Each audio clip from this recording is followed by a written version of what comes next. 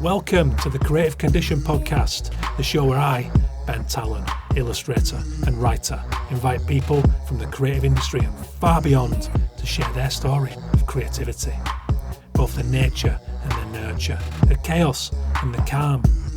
Creativity is a fundamental pillar of human happiness, something I'm increasingly fascinated by and so often misunderstood. So little by little, I hope to build an archive of fascinating stories, experiences and tips to help you maximise yours. The show is supported by Illustration X. Go and take a look at their incredible global range of illustration and animation portfolios now at illustrationx.com. If you like the music for the show, go and listen to Dirty Freud over on Spotify and all good music platforms now. Today I'm joined by Designit's Head of Design and Creative, Christine Pizzo.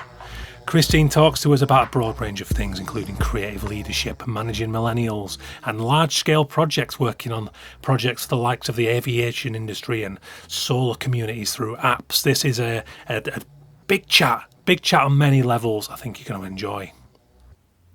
Hello and welcome to the show. How are you doing? My name is Ben Talon. This is the Creative Condition Podcast, episode 205. The numbers just keep on climbing. How are you? I hope you're well. Hope you're feeling good on this December Tuesday as the show comes out in 2023, when I guess it's the normal state now that the world is upside down.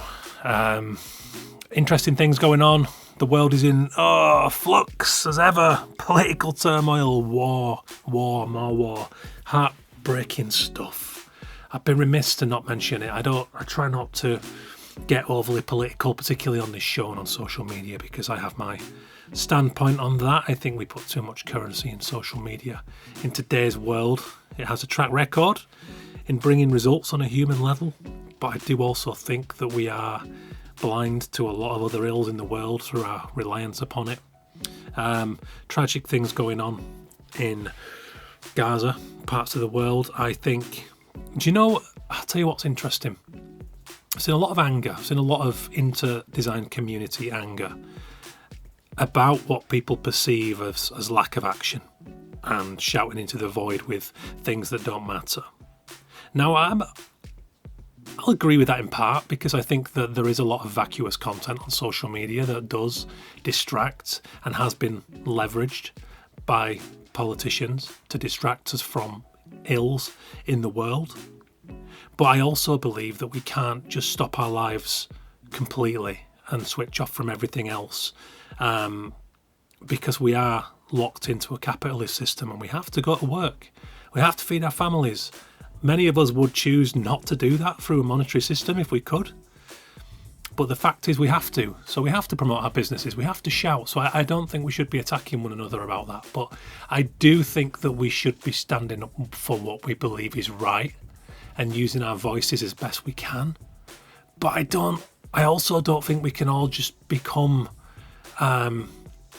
visual activists overnight. I think it's jarring with a lot of sensitive souls and personalities, and we have to be sympathetic and understanding about that.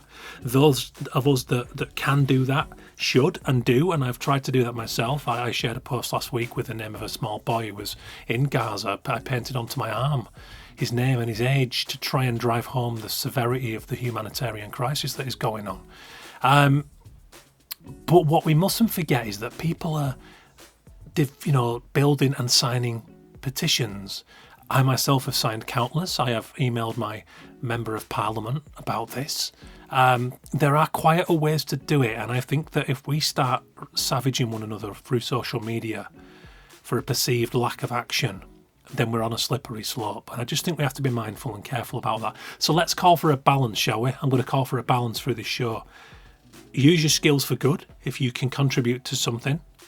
But also be careful, because we don't understand a lot of situations, and social media has a horrible habit of going straight to the throat, straight to the sharp end, and alarming us. And that's what I think is happening here. A lot of us are in a fight or flight instinct. And when we get into that horribly traumatized, frightened mindset, and let's face it, who doesn't when we're faced with such horrors in the world, then we can make self-defeating moves. Do you know what I mean? So we have to take a moment sometimes, and we have to be considered in what we do here. So let's just say, let's use our voices how we can, as best we can, in keep with our personality and our sensitivity. But there are other ways, and it doesn't all happen on social media. So let's just be careful about, infighting. Let's just help build movements and go to organisations like Avaz and like 38 Degrees and UNICEF that are doing great work. I've donated to those organisations. I've thrown what I can afford in the pot. That's some of the best action you can take, Doesn't have to be social media. Let's just remember that. Anyway, moving on. Big thank you to the founding supporter of the show, Illustration X. Check out their global range of illustrators and animators at illustrationx.com. And without further ado, let's get into it. So today's guest is Designit's head of design and creative, Christine Pizzo. So for those of you that don't know Designit, it is home to 700 plus designers, analysts, brainstormers, creators, doers, dreamers, explorers, geeks, leaders, learners, lovers, mamas, papas, renegades, strategists, marketers, tree huggers, visionaries, question askers with diverse expertise and perspectives, working together to solve complex problems. On that basis, I'm talking to Christine because Christine heads a massive team of designers in the Americas, and she's going to talk about managing people, managing in the right way for creative minds, talking about how do you manage to work on big, large-scale projects and maintain balance. These guys work with Los Angeles World Airports, with Eurofred, with solar communities, with banks, with motor companies, and we're going to talk about making change through design. Can big businesses, and particularly big design industries, encourage positive change in the world? So we're going to be talking about today.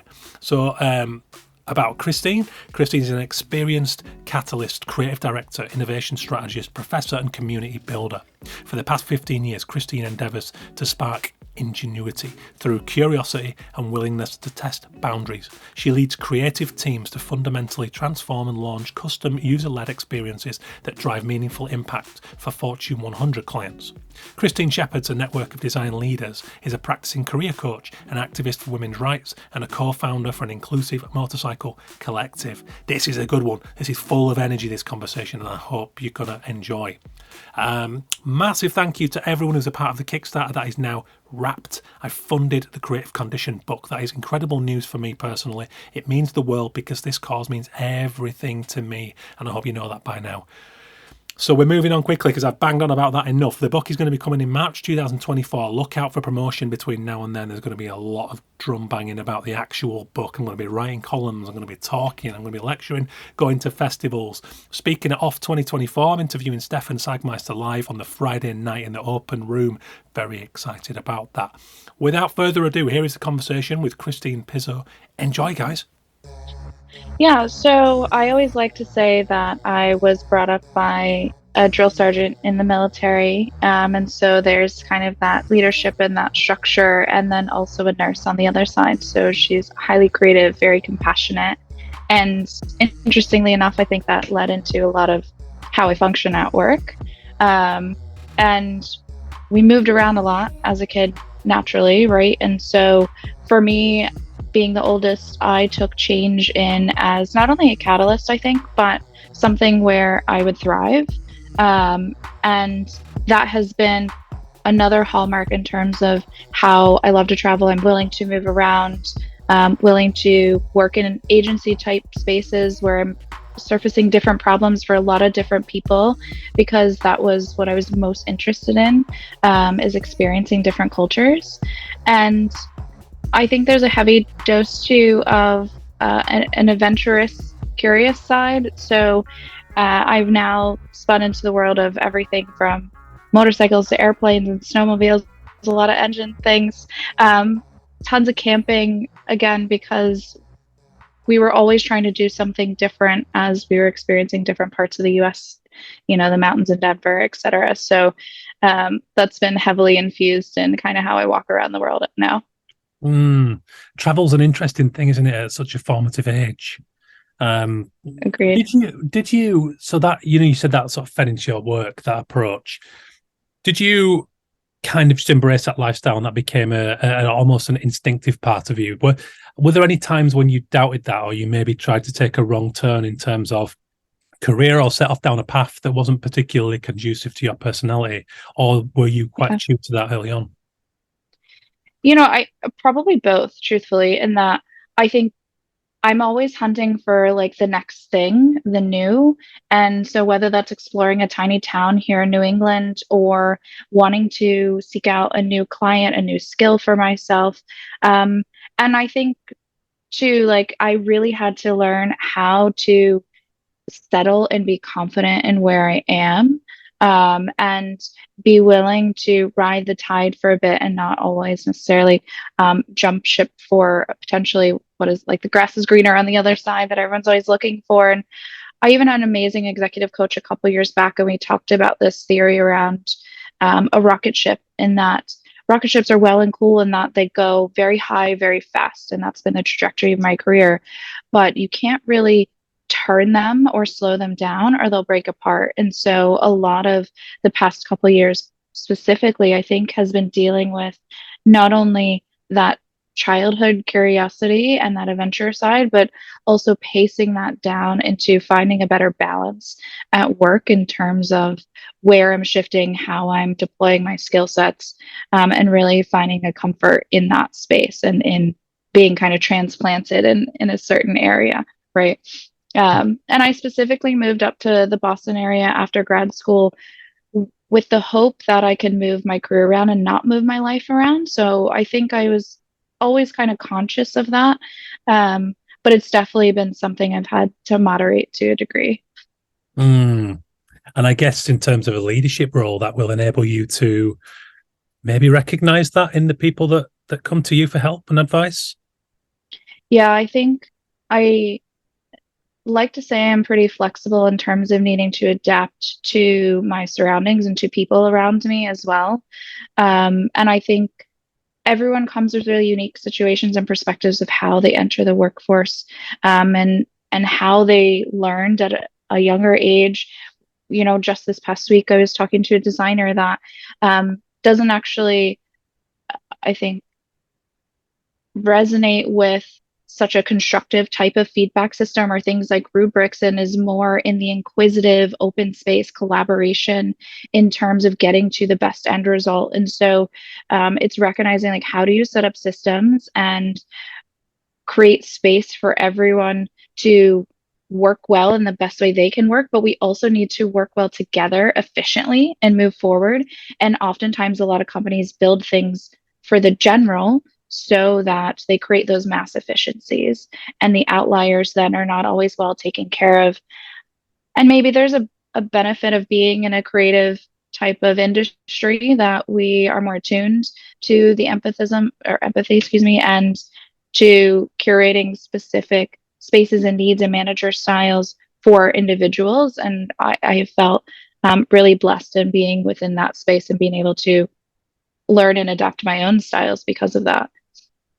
Yeah, and I think this is something that we, as a kind of design or a visual communication industry, I would dare say we're at the forefront in terms of recognizing the power of neurodiversity and all those Agreed. different needs and things that maybe even just I know you talk quite a lot about being a millennial and managing millennials, but I guess in some sense we're the first generation to really start tapping into that and actually the needs of a broader range of people. Because I think back to school in the mid-90s and there wasn't a lot of give, for people who were No. different in Yeah. any way.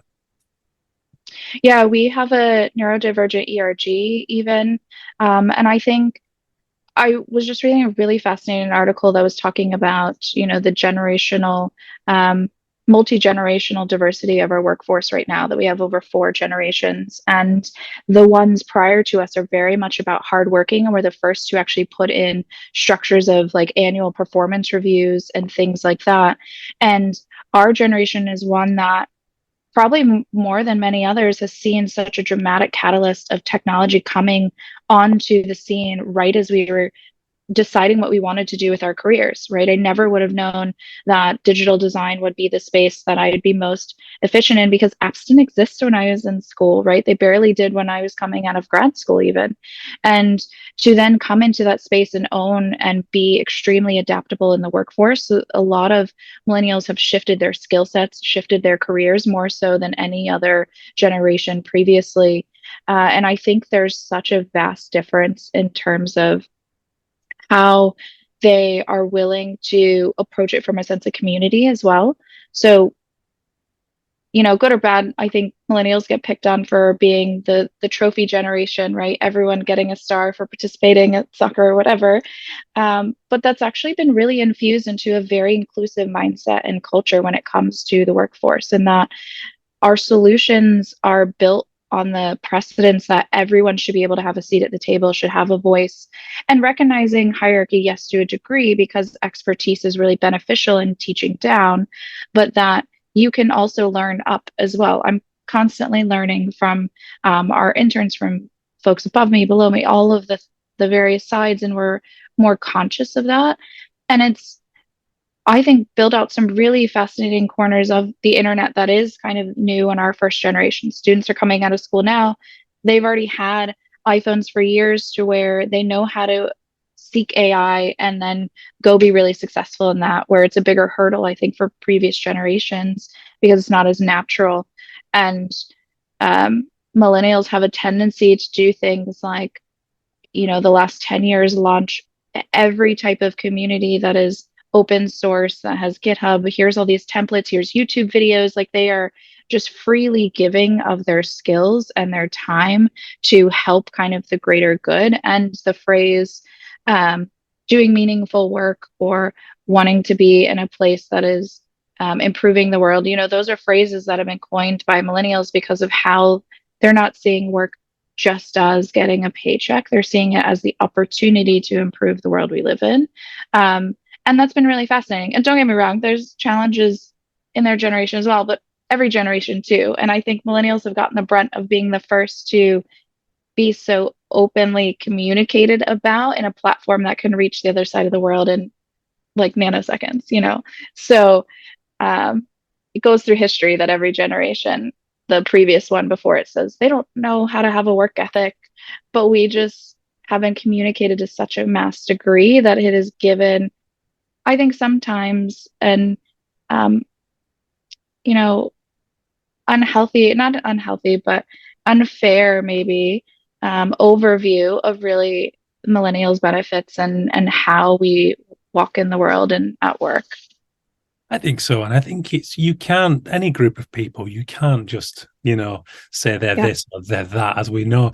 But like, you do hit on something important in that the changes have been absolutely seismic in the last 20 years. And I don't think any Yeah. previous generation has had such a rapid onslaught of new technology, which is both enabling and I guess for some people disabling.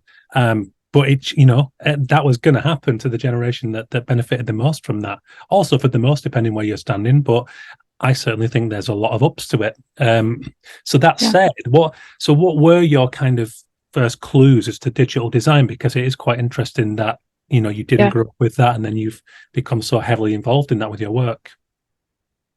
Yeah, it's funny. I was saying this yesterday that my first job I actually found on Craigslist. My first, coming out of college and not working as a bartender after the financial downturn, I found a 6-month temp job due to a maternity leave at an ad agency in Richmond. So for me, it was like going to the big city and working downtown at a 30-person agency that had also been around for about 30 years. And that was in many ways, like my big break to a degree. And I then popped over to a social media firm and I was working around, I didn't know at the time, but the strategy director, who I was so enamored and impressed by because he had this ability to look completely at 30,000 feet eagle eye view and then drill down and also get into the nitty gritty and move the product or progress forward. And I wanted that ability to think at so many layers and be effective and really be the idea person too. Strategy gets to come up with campaigns and they have a bit of good fun. He was an adjunct professor at this school also in Richmond, and my neighbor had a bumper sticker. It just kept popping into me, and I never expected to go to grad school. And the VCU Brand Center was again another like strong pivot point for me.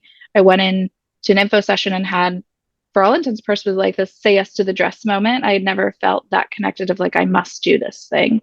And it shifted the trajectory, I think, of where it was going. After that, I came out and was working in kind of the big ad agencies, and that was Digitas. And I was put on this team at the time. So this was 2014, right when apps were coming on the scene. Every company realized they needed one. They were learning the phrases human-centered design. They were learning about what having good branding on their website experience was. And so it was a mass time of transformation, a really fascinating, great time to get in, honestly.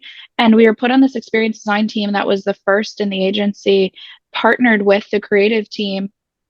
So that very much mirrors my new world and Designit. So it's just interesting how kind of the world is cyclical. But we were there to do these North Star pitches, like 2 week turnarounds of massive ideas. So things like Dunkin' Donuts pre-ordering on the go, which we launched ahead of Starbucks. So really inspiring moments to define what the world of digital looks like. And that's where I got hooked. And I went into then a startup in Boston that was engineering led and took on some really interesting clients, a lot of connected devices like Bose headphones, digital diabetes devices, all things that got caught the eye of the mammoth that is Accenture, right? And then went through a full transition of what it was like to be acquired. And that was right when I was becoming a leader. I remember very distinctly telling my boss at the time that, okay, 8 months in, I now understand what I should be doing as a leader. I don't know if I'm doing it well, but I at least like know all the spaces I need to play in. What does it mean to be a director? Because I went from 0 to 14. So that's a lot of people very fast. And then he goes, okay, that's great because now we're getting acquired. So then I had to walk 26 people through something I had never experienced. And then we just kept scaling up and up within Accenture. And I think digital for me has been the most interesting piece because I also really like to connect it back to the physical. I had a phenomenal internship at Jack Morton, and they are very strong in doing a lot of the physical and digital spaces, event spaces. And that's where I think I started to think about things from a human factors perspective as well.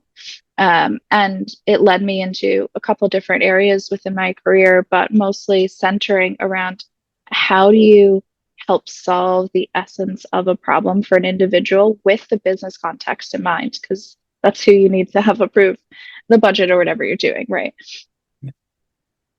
That's really interesting to me because there's so many things going on there. So, I think I recently read Malcolm Gladwell's Outliers. I don't know if you're familiar with it. No, not yet. I will though.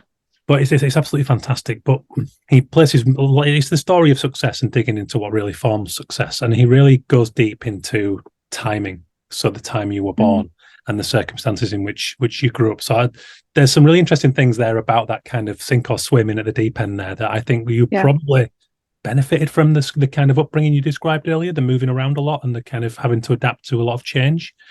Do you think that was the case? Do you think that enabled you? Yeah, I think I wouldn't have enjoyed the startup and the acquisition mentality so much if I hadn't had that. It is completely fine for me to walk in a scenario that I know no one and I'm the new kid every time, right? Because I often was getting promoted, which is phenomenal, right? But into a space that I always felt like the young kid at the adults table. And I always was very cognizant of what I would call growing pains of just when I was really trying to understand and do well in this next leadership role, then I was given a whole nother set of responsibilities, which is what tends to happen with anyone who's a strong performer, right? What have you. But I do think that adaptiveness from a young age was really helpful there. And acquisition spaces are extremely challenging, right? I learned phrases like the glass cliff of, our whole leadership team left. I stepped in place for them, and I never truthfully understood what it was to be a woman kind of out on a cliff alone and kind of working through supporting a team that was not only doing and having acquisition attrition, but then we had over 25 months of a hiring freeze for various reasons of where we were sitting in the org. Then we had COVID, obviously, we had the great resignation. And so it constantly felt like this sinking ship that we needed to board up as fast as we could. And then over time, we actually started to try and build a new ship because that was the only way you were going to survive. But you didn't get new materials, so there's this sense of jack of all trades being really I think, kind of clever in terms of what you're doing. Like I have a very tested, it's fine to fail mentality. Um, and I think within leadership and especially within digital spaces, you need to have that because it moves so fast and you're validating things, you're trying to get it user tested, and then that will actually potentially say that the feature set you spent months building is not accurate and you need to be comfortable with that and move forward.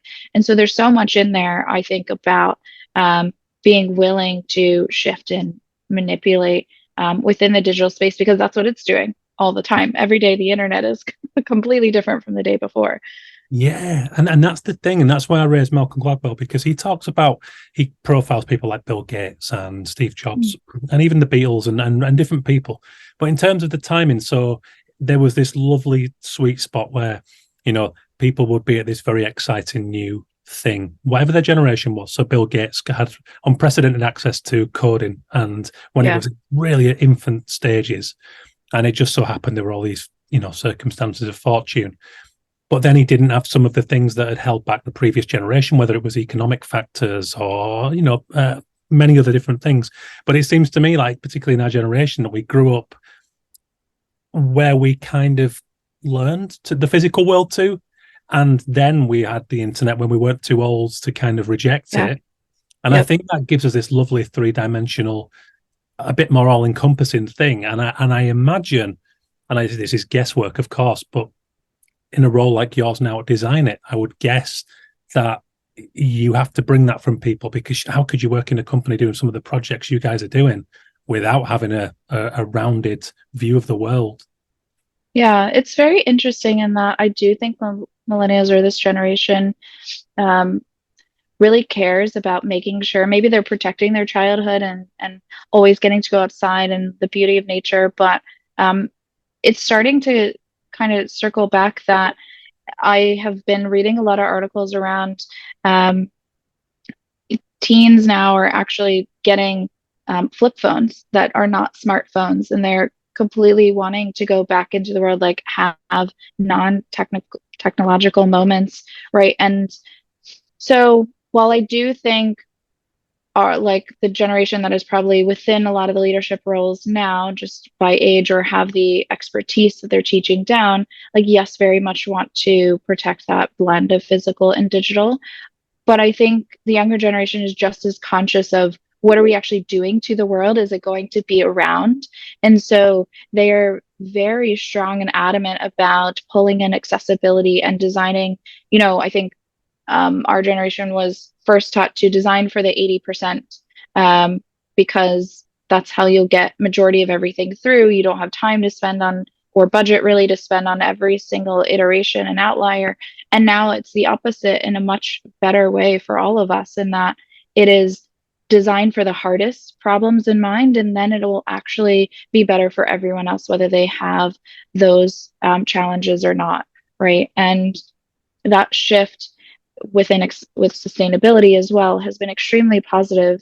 At Designit, I was just watching a wonderful kind of project demo yesterday from our London studio. We won a Red Dot Award for this, where we helped the company Revo. It's essentially a helicopter transit type of company, and they had a lot of discussions around sustainability. We were doing their branding and marketing. We helped reposition of, can you use electric helicopters for a lot of this? Like, how can you start to reduce the impact there? And for me personally, maybe we'll get into it, but I think aviation is a space that actually is very strong in my personal life and now also at work. Designit is doing so much within aviation and aerospace, and we're starting to own large sectors of it within Wipro as well. Working on the major airports from everything from Europe to Canada to the US. And those are spaces that are very much at odds of kind of protecting that balance of the natural world and new technology, right? And where everything comes to a head there. It's e-commerce. It's the most diverse type of populations. It is wayfinding and transit, and like so many problems in one scenario that it's really, really fascinating. And on the personal note, I we live and own an airport here in New Hampshire, and I'm learning to fly and all of these things because my partner does, his parents do, and um, seeing it from the view as an actual user is just really, really fascinating. But there's a whole discussion there too around how do you blend kind of that care for the planet and your hobbies and all of that. Of course, yeah, and this is the thing with, when I think about these problems that we face in the world now, to try to envision how we tackle those because they're monstrous. Yeah, Then it's in this almost, maybe it's a fantasy, I don't know, but when I depict that change happening, it is in the companies of the scale of Designit, and it's bringing those minds together to find what those next steps are. Is that fair to say? Is that something, yeah, absolutely. Yeah. I have, when I started working at really big companies, I recognized the power they have to change the world, right? Like they're working with most of the brands out there. Wipro is no exception in that if we are all approaching it from, in Designit, we created this amazing framework and theory that is around do no harm. And now we're teaching that through the rest of the agency so that we go into every project with the most positive intent and output we potentially can get, right? And if we do that, or even company with the scale of Wipro, which is 230,000 odd plus folks, it's growing every day, we have the ability to create massive scale. And even if it's just small tweaks in every one of these big companies, like the compounding interest of that will be phenomenal. For example, I think Coca-Cola is pledging to get 25% of all of their products to be in recyclable materials by 2030. And you step back and you're like 25%, that's it. But then when you think about I think it's something like 100 and over 100 billion products are pumped out from Coca-Cola, right? You have to think about the manufacturing systems, how many vendors they have, all the packaging, right? To turn that is unbelievably challenging. And the infrastructure that they've already set up is really difficult to get over. And you can't just flip it overnight, or they won't even have the money coming in to do a more responsible flip. And so I think that's what a lot of businesses and agencies are battling against right now is what are all the things that have been built for the last couple decades with or without the right intention? And how do you shift those now that we're paying more attention to the carbon impact, for example, right? Things that we are aware of, but we didn't actually measure or hold ourselves to standards in every single avenue. And now that we're trying to make improvements, rebuilding is so much harder than building something net new and clean. And most companies out there are not doing the net new because that's why they're established big company. And at the same time, that's why it's so exciting to be in this industry, especially for me personally. Like there's so many big, complex, as I was in industry yesterday, big juicy problems, right? That's the space that it's so fascinating to be in because you can see the impact you're making. Um, and you can see what you're doing in every situation, how you're redesigning a mobile app, and even thinking about digital sustainability, which is a relatively newer concept. And all of these small, I think, decisions and implications are what I'm hoping every generation behind us is really starting to infuse in their learning and their building so that we don't have to continually be kind of returning the tide for the whole world, right? And you hope that with the sheer raft of information and accessible knowledge that we have in today's world, that won't be the case, that we are at a big turning point now and big I mean, changes that's are the being hope, made. right? Yeah. The internet is just as amazing as it is detrimental, because humans are humans, and what we do with information has the ability to create extremely positive effects or weapons of war, right? Like it's just how we are. So I think we are definitely at a pivot point that we are starting to see our effects on the planet and what we need to do to change that. And I don't think the only solution is just, well, let's go to Mars and do it somewhere else, right? Um, though some people are trying that, and I would make the attempt. Um, but I think it's really taking a step back and recognizing how do we start to create some boundaries and levels of responsibility on ourselves moving forward? And what does that mean within all of our jobs today? So, for example, I think Canada and Europe are one of the best in terms of establishing laws around accessibility within digital spaces. And so it is creating quite a lot of work for agencies to go back in and infuse a lot of that rebuild, redesign to meet all of these laws so that they don't get a ton of fines. And that's what we're going to have to do, I think, is really put in some steps and guardrails. Um, and I think there's a degree where the younger generations have a leg up on us in that way, in that they can parse through a lot of this information and call bullshit a little easier more than we can, because for us everything was just such an overload that we let every facet of being a human, good and bad, infuse itself into the internet before we started building these guardrails. I heard an interesting commentary the other day, I think actually by Meghan Markle, which I can't believe I'm saying that, but she was talking about how, when cars first came out, they didn't have seatbelts. They didn't have all of these protection items or standards. And social media is at the same place in the world right now, where it has been completely unfettered up until now. And we need to start putting in really intentional moments and boundaries, because we're seeing the harm and damage it is actually doing on our mental health, on our teens, especially on subset groups like women. And unless we really take a moment to understand what is actually not working and put in systems in place to add some protection for all of us, it's just going to keep potentially doing harm. And that creates a responsibility on a lot of the companies that are benefiting from that quote unquote harm, or just kind of the general unfetteredness of it. And so this is where you always get into the discussion around business of revenue versus, what's better for the world. And it's a tough thing. It's really tough. And that reminded me of a standout favorite episode that I did on this show. And it was with Michael Phillips Moskowitz, who used to be the chief curator at eBay. And he went on to found an app called Moodrise, and he termed it as digital nutrition.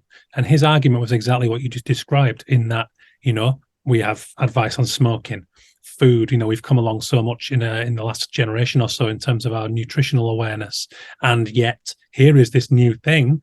And I think the statistic was that consciously or unconsciously, we consume 12 and a half hours a day on average digital input, whether that's, the music in a cafe or the screen that's playing in the pub or our own devices.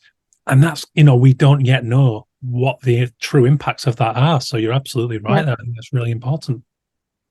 Yeah, there's a wonderful meme that goes around that is like, in the 90s, everyone got to physically leave their computer and go home because you couldn't actually carry it home. Like, it wasn't a laptop. And now, especially with like me, I work remotely. You are constantly hovering around the epicenter of this laptop and your cell phone, because they are so like mobile with you, right? And you are like, oh, let me just go back and do this thing. So, I personally have always really strongly believed in a work-life balance, probably coming off the cliff of the advertising world and then realizing like, oh, you can have a life and work too, after going into a different career. And so I really protect that. But I'm not that great with it when it comes to digital or my phone, especially because I love to read, but I use Kindle so that it's cheaper, or library apps, right? And so then I still am on my phone constantly, and then I'll pop on and off and go do something else. Or you have the 2 screen challenge now, where folks are watching a movie and also on their phone. And these are the things that, to your point, we don't really know the true implications. And when you are working in an industry, so like Designit, when we're designing a lot of these interfaces and these moments, you really have to take into account the user journey, the exact needs, and not just fulfill every need in the space that you think the brand can play, but also decide when should the brand not be there. And that's what's really hard for a lot of companies, because they want to be ever present, right? And it's kind of on us to help them find that balance and recognize that you don't actually need to be with your customers 24/7. Go in for the moments that matter for them and then be really helpful and respectful otherwise. But that's tough because that then misses ad opportunities and some other things, right, that are revenue generating. Yeah. And then on a human creativity level, and this is something I've been studying a lot recently as part of a new book writing process, the unconscious is hugely important, in the creative process. And in today's world and the speed of it all, and as you say, the constant device there, is we have to give our brains time off. We have to allow the unconscious to play its crucial role in coming up with those really big ideas, and if we don't, then I guess you end up with a lot of stressed, burned out people. Yeah. It's funny that like my hobbies in a way have also helped with this balance at work. So I think I said I ride motorcycles, et cetera, and I was known for, walking in with a helmet and all that. And somewhere along the way, that actually created this kind of thought that when I wasn't at work, I was untouchable because I was on a motorcycle somewhere and you shouldn't even try to call me because it's not safe, like it wasn't necessarily true. Like most of the time I just rode home. But I think it really helped me actually take a step back and say, okay, how am I even communicating? What times am I communicating at work that then also bleed into my life? And a lot of my hobbies are very much like, let's get completely away from screens as much as possible. And it's sinking into the real world, like seeing people doing things, maybe not as adventurous as should be in terms of like hiking and some health things. If only riding a motorcycle was just like working out for my body, that would be fantastic. But I have tried to be really conscious of how I can make sure that the time and effort I'm spending within digital is when I'm accomplishing something and not just being bored. And I can tell that it changes my mood over time as well. If like I'm just, lost in the death scroll for a couple mornings a week, then I pull it back and say, okay, no phone for a bit in the morning. You just have to be intentional at this point. It's too easily sucks you in. Yeah, it really does, and it does take some real self-discipline, and it's very necessary, I think. So let's do. I've been running before I can walk. I always do this. I get too excited, but so your role at Designit, could you give us just a little overview of that, and Yeah. not a day-to-day thing, because I don't imagine you've got a role that has a day-to-day. I imagine it's very Yeah. varied. Yeah. For me, this is the perfect blend of the world, and it's just as ironic in that whereas my first job was through Craigslist, in a way I got the future version of that with answering a LinkedIn message, which I didn't actually believe worked, but they were clever in that I needed to sign an NDA to even see what the executive role was. So that spiked the curiosity there. And it really, in I think kind of three dynamic ways, is exactly everything that I like to do and have done in the past. So I am leaning on expertise and not only being the new kid stepping into the room, as we talked about previously. So I'm head of design and creative, which the creative side is more closer to a traditional agency of art directors, copywriters, video, motion, etc.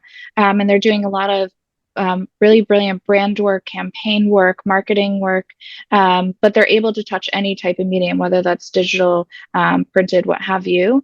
And then on the design side, that is service design and experience design. So that's where you get really heavy into digital, heavy into innovation, ideation, the spaces I really like to play. And we have also partnered next to that, we have research and strategy. And so it's kind of this completely infused swirl of, again, a lot of my past experiences that I am feeling so energized and also grateful to be in this position and lead kind of two very different groups. But now we're trying to really collaborate more. Like our goal is to do, and we have started to have so many strong projects this way, but true end to end, where it's both creative and design, where you're able to go from the napkin idea on paper all the way full to launch and execution, and then social listening and everything like that as well.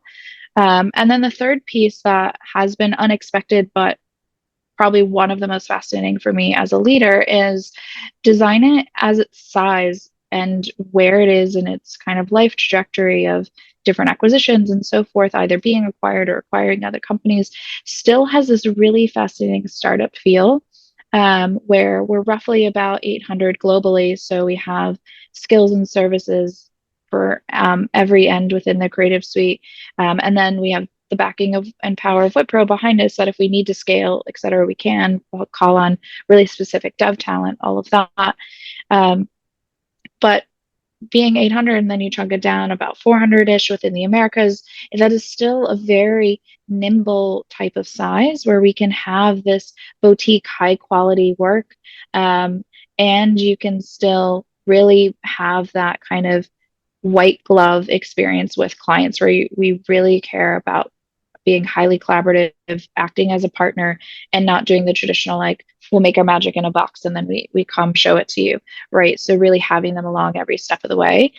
And that startup area, there's a lot of processes and things that are not yet truly deeply established that for me, I've been in acquisitions where then you had to make a lot of concessions and shift a lot of the essence of why that company was so great and needed to be acquired, and dilute it to a degree where Designit, we still have control of our own destiny in a way. And it's a lot more of a respected partnership with Wipro in that even the CEO, Thierry, was present when Capgemini acquired Frog and understands how a design agency can be really transformative for a larger business into, more of an experience type of company. And I think that is the hope and intent within Designit as well. And so that's kind of an interesting pivot in terms of how we are within the suite of the Wipro brands, but also for me, it means there are a lot of puzzles to still be solved. Like it gets that curiosity, as you said, no day is even remotely the same. I think I stepped in and within the first 2 weeks was part of a massive reorg of everything from retitling to doing stratification, which is something I really enjoy doing, but wouldn't have expected to do with little to no context of the company or people I'm leading, right? I've supported resourcing processes and our people HR processes. And, this kind of all hands on deck startup mindset is really where I flourish. And so it's been an, a really exciting 8 months. And I can just see a year from now how amazing it will be. And I think that's the reason I'm the most excited is because I can see the value that myself or others are putting in and knowing that that will compound and be something even better in a place people are really excited to work with some of the top talent in a year from now, just by how we're shifting stuff in the current moment. Yeah, it's incredible. And I mean, so over the course of your roles, I know you were at the Idea Factory and Tufts. Mm. Have you, as you've moved through the roles, have you been able to kind of better tune and understand with your own personality to the point where you are now able to recognize the joys of the work you just described? And I guess, are you aware of self, and does the work serve those needs? Yeah, I guess I can say that I am pretty self-aware because also my therapist, my executive coach, et cetera, say the same thing. So there's a little bit of validation there. But I think I've always tried to step back and recognize what truthfully makes me not only passionate about what I'm doing, but actually effective at what I'm doing. Because a lot of people are so excited about a thing or what have you, but don't necessarily have the skills, capacity, background, all the things. And I'm very cognizant of where I play very strongly and where I don't. So I use this example, it's very small, but like I'm a 7 on the Enneagram scale. And what that means is a good portion of my personality is very much in the initial 80%. I love the idea space, solving the problem, setting up the structure, getting everyone involved, and knowing that it will be the right thing to get to the output. But when you get to crossing the T's, dotting the I's, pushing the pixels, that is where I just completely space. And so I intentionally align myself on project situations with someone that can, I don't want to say pick up my slack, but kind of, right? That I can make sure is beneficial to how I operate, so that we are really well rounded. Um, and you touched on the Idea Factory. So that one's interesting. It's a recent board member position that I've started doing here actually within New Hampshire. And their entire business model is predicated upon having almost like Shark Tank for digital, where you have different CEOs or leaders coming in pitching this concept for a business. Almost all of them have a very digital app component to them. And they go through multiple rounds of market validation, user research, all to pressure test that before we even design the thing. Is this the right thing? Is it filling a gap? Is it going to, you know, actually become a startup that makes it, not fizzles out? And if that happens, then they'll start doing the prototyping phase. They have a small dev shop that they work with that'll do these rapid prototypes, do more market testing, et cetera. And the hope is to get them big enough that then they'll just get bought by whatever company. So one of the ones that just launched, I think is really fascinating. It's called Dibs Deals, is essentially a platform that would link into, or their hope would like link into Zillow, for example, like that would be the buyout potential, where when you are selling a home, a lot of people have all this furniture and it kind of like goes off in the world in dribs and drabs. But instead, you can go into this app, you can see all of this furniture in different houses, and you can buy it right from there because you know it'll either fit the space or you can see how it works in the space at a obviously discounted price. And realtors are really excited about this and are using it more than I would say normal users. And so it has a multi-layered user base. So my role for the Idea Factory is helping them with that idea and that design, and then even into the digital delivery phase, because I think I've worked in spaces that deliver on such a scale they don't have the expertise in. And so I'm in that sweet spot of like, okay, the idea is a formed thing. How do we get it big enough to actually make some waves and potentially get bought later? And so there's a nice intersection in there that my hope would be one of these gets big enough and maybe then Designit could take over, really launching it to scale and have that true kind of intersection. But we'll see if how that goes. But it's been really refreshing for me to take a step back into an advisory position and kind of that market testing for validation. Yeah, and that personal growth and personal awareness is critical, isn't it? And I guess it enables you to come across and realize your own suitability for such a role like the Idea Factory. You know, it's I think so many of us kind of start in this industry with an idea of what we might want to do, and then follow it to the death to the point of burnout or to being really quite unhappy and not understanding why. And it's not easy actually to get a grasp on the self. But I think I love what you said about recognizing the bits that you are maybe not well suited to do, because we all have them. And yeah, you know, it's almost Jungian psychology and that kind of embracing the dark and the light. And it's, I talked with a previous guest about, we had these different analogies and ways of assessing and recognizing, you know, not just the kind of flaws or weaknesses, but the potential upsides of those. So she, my guest Sarah Coggin, she termed it as her mixing desk, and I referred to it, Top Trumps, the game. Yeah. Game where it's this kind of ranking. So I said I'm really quite haphazard and I'm quite clumsy. So I kind of had my like, you know, dexterity at like a 2. But I said, but actually when you flip that, that's the foundation of my art style, my illustration style, which is very raw and Ralph Steadman style and kind of rough. And that's become my founding identity. So actually when you flip that, maybe that's an 8 rather than a 2. And it's interesting to try and reframe each personality trait. But even just a base awareness of that, I think is really, really healthy. You know, otherwise you can spend years banging your head against the wall. That's not right. And then that's to the detriment of everybody you work with and yourself. Yeah. And I think the challenge in today's working environment is that it is very rare to have folks work in the same place for decades on end, or within the same skill, right? I think that is something that the generations ahead of us got the benefit of, and even pensions and things like that, right? But you know, even within Designit, we're seeing a market shift within the industry of what skills clients are coming to us for, what help they need, what problems they have.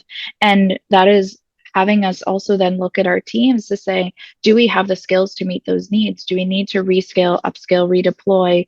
And oftentimes it's the folks that are most malleable earlier in their career that you can quickly shift them into something else, because they are just starting to decide where they play. Similarly, I thought I was going to be a journalist, and then digital came on the scene and kind of, in my opinion, broke the essence of what it meant to do real, truthful news, because then it was all about speed and timing of getting the news out, not necessarily about it being accurate. Um, and that led me into this path of where I found design and digital, and again, a space I didn't expect. And now we're actually not only falling into things, we are intentionally moving our teams because the market is just moving so fast and we have to meet demands. Um, and so the workforce to me just feels a lot different than it used to, in terms of if you do not have the self awareness or the willingness to say, okay, I have to go learn some new things, you will potentially struggle, right? Or you need to then go find a space that allows you to stay in that same space that you have really wanted, but it might not be the same company. And that's just as much of a big challenge, right? Of then you're having to move around to keep finding the thing that you're really good at, comparative to shifting and staying within a company. So it's kind of really opposing at the moment. And I guess in a role like your own, that means high turnover, I suppose, of staff, and having to, understand new people all the Yeah. time and get to, It does and it doesn't. I think being in the creative space, folks are highly curious. And, so we're talking about service design, business design, and research right now, of kind of all coalescing of like, are they truly distinctive, or are they more partnership driven? And you can't really do service design without a deep research, right? And so we're looking at like slowly shifting our folks into being more cross-functional, or we have a desire to continue to grow our product management team. And so instead of going to source net new, which we can absolutely do, we've been identifying the folks that are naturally inclined to think in a product mindset, to be really kind of detail oriented and wanting user stories and things like that, and then shift them into that role. So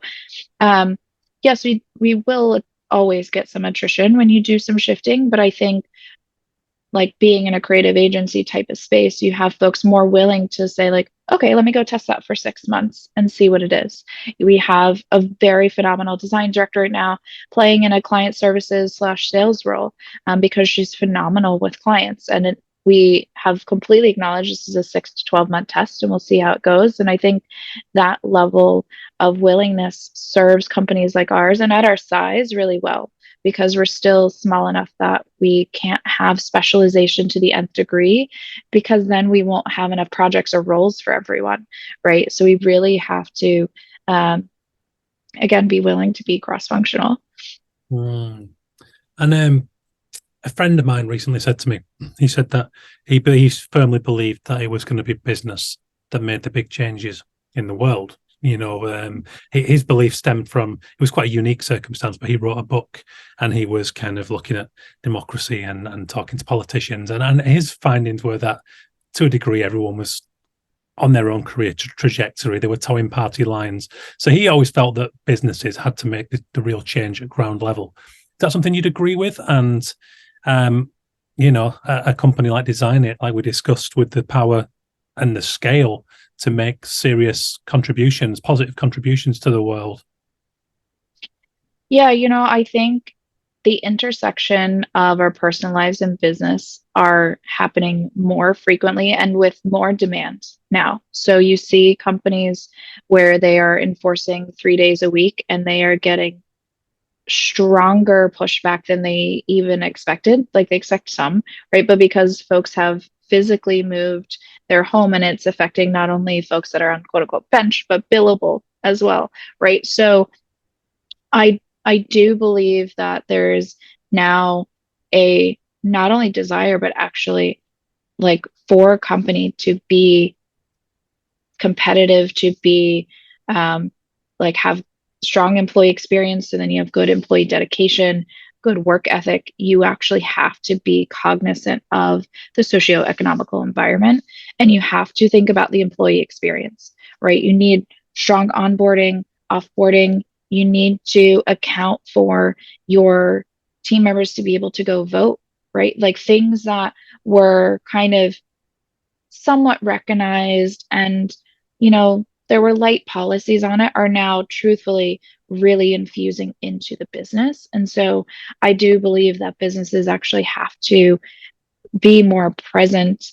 And I recognize the challenge in that, right? Like you want to just make a product and then sell the product and like that be what your business does and you're just really good at it, but you can't now. You have to also think about your employee experience, how you're supporting them. You need to have market parity for their pay, and you don't get to decide what the market parity is, right? So you're shifting a lot of salaries because not only is there so much more data, but there's laws now. Your employees are talking to each other now, right? Your business is foundationally shifting because of the way our society is shifting.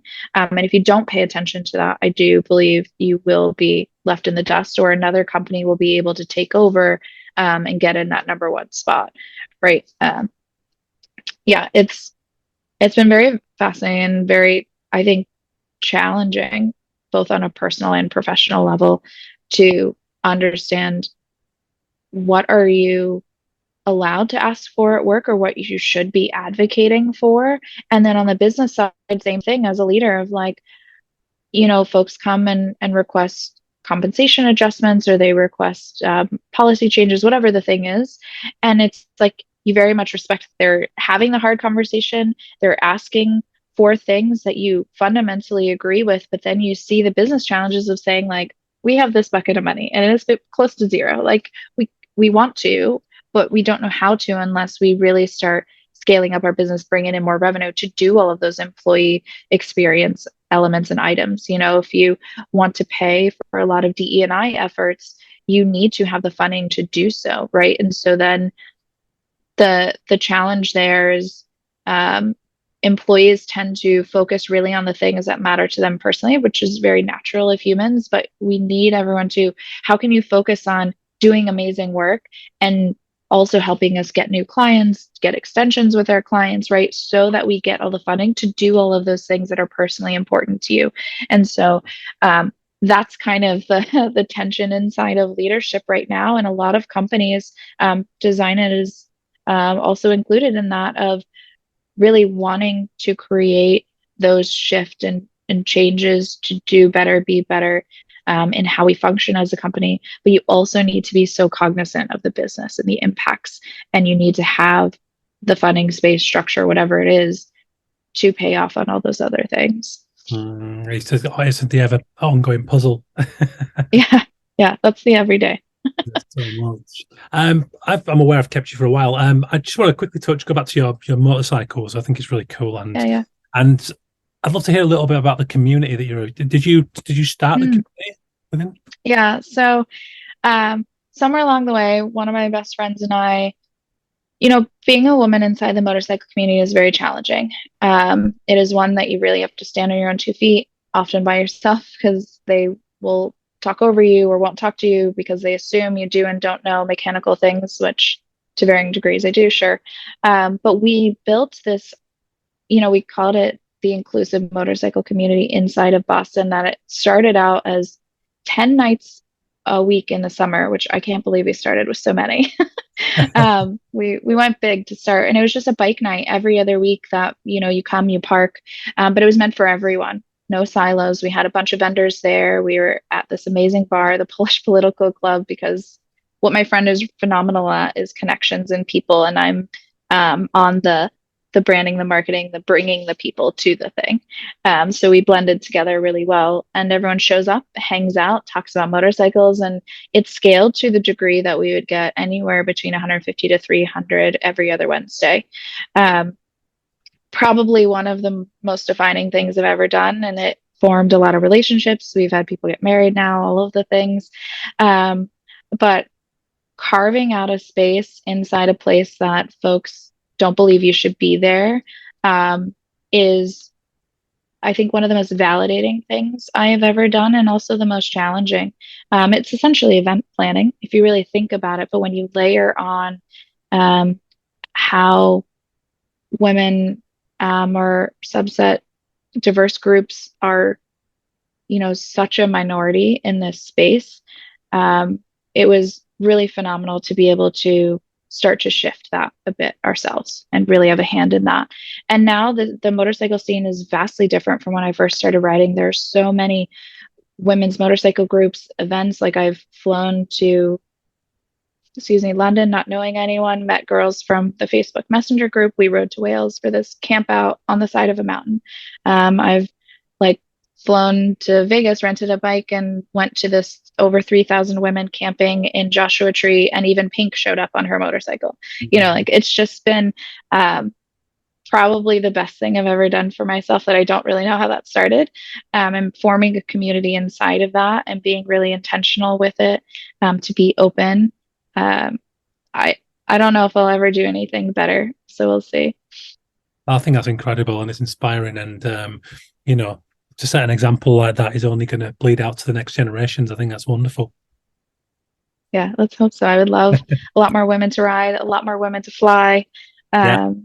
You know, we need to start taking up space, because it's not for a lack of ability, it's for a lack of mentorship and inclusion, right? Again, you can stand next to a group of people and be talked over because it's just natural assumptions of ability, or desire. And I think women in other groups are really starting to demonstrate that that's not true. I just saw, I don't know exactly how old she is, I think in her 20s, a mom go up into space, and like she's been huge on TikTok and everything else. And you also have NASA Blueberry. So we're just doing some really phenomenal things. So it's really exciting to see, in very like extremist type of hobbies and sports and otherwise. Yeah, and that just bleeds out into the rest of your life as an empowering force, does it not? Absolutely. I mean, we now have campouts at our house. Most of my girlfriends are motorcycle riders at this point. And they're all just like such fascinating powerhouses in their own right. And it's really this love of the same thing that brings us together. So it's transformed everything about how I function. And it's how I found my partner too, because he knew about that event, and came to find me, as he calls it. So I guess it was a good dating ploy for myself unintentionally too. Yeah, that's a great origin story. Yeah, yeah. And last of all, is there anything exciting on the radar for Designit? What's coming up for you? Yeah. Like I said, we're really getting into the aviation space. We have been talking to so many different airports just within the US, some that were doing massive transformations for both guests and employees. And guests are like travelers, all of us passengers, right? Ahead of things, even like the Olympics coming to certain cities, right? So we're moving into a space that transformation for us is, again, these complex problems, but on a scale that we have the speed to market. So it's like amazing, thoughtful design, but actually gets out there in the world and hopefully is moving those needles. So that's the space I'm most excited for us to watch, again, personally, because I'm invested in it.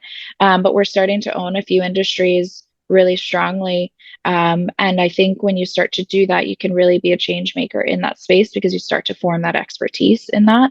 And you can guide different airports, airlines, et cetera, that have similar challenges, right? And you can move the entire industry forward. And we're doing that in some other spaces as well, transportation, et cetera. And so I think there's so many, we're trying to target industries that really need a full infrastructure overhaul or have been kind of the left behind, and are recognizing that they need to dramatically change to not only meet modern day standards, but then move forward. And that causes a lot of infrastructure, archaic platforms that they have developed different things on, nothing's connected. And so there's so much there, but that's where the really interesting problems are. We're working with some rail and train companies, things that are equivalent to the US's version of like the DMV, RMV, and completely reimagining that experience. So these are the problems we're really getting into, and that's what's really exciting for me. Very exciting indeed. It sounds huge. Well, let's hope so. Well, this has been a pleasure, Christina. Thank you so much for your time. I really agreed. Thank you so much for the chat. No, my pleasure. Massive thank you to Christine for joining me on the show today. I hope you enjoyed that. Go and have a little browse around Designit's website. Really fascinating stuff. Designit.com. You'll find all the information and all the projects there. But I hope you took something from today's conversation, particularly the stuff about design leadership. I found that really, really fascinating. Coming up on the show, we've got Idler editor and founder Tom Hodgkinson. We've got Murugaya coming back. Both of those guys. Murugaya is going to be this side of Christmas. Tom Hodgkinson is going to be in January. Give me a shout. I'm always up for guests. Come and talk to me. If you want to be on the show, tell me what you're up to, and if it fits the bill and where I'm taking the show, I will get you involved. Thank you once again for contributing to the Kickstarter, guys. It's funded. The book is happening March 2024. Have a great week. Stay creative. Check out the founding supporter of the show, illustrationx.com, for all their global range of illustration and animation portfolios. Thanks for listening. Oh, and if you get a chance, subscribe, and please drop me a review on Spotify or whichever platform you use. It's really, really valuable. I want to grow this show in 2024 to a whole nother level. So please help me out. It only takes a few seconds, and spread the word. Thanks, guys. Have an awesome week. Take care. Stay creative. Cheers.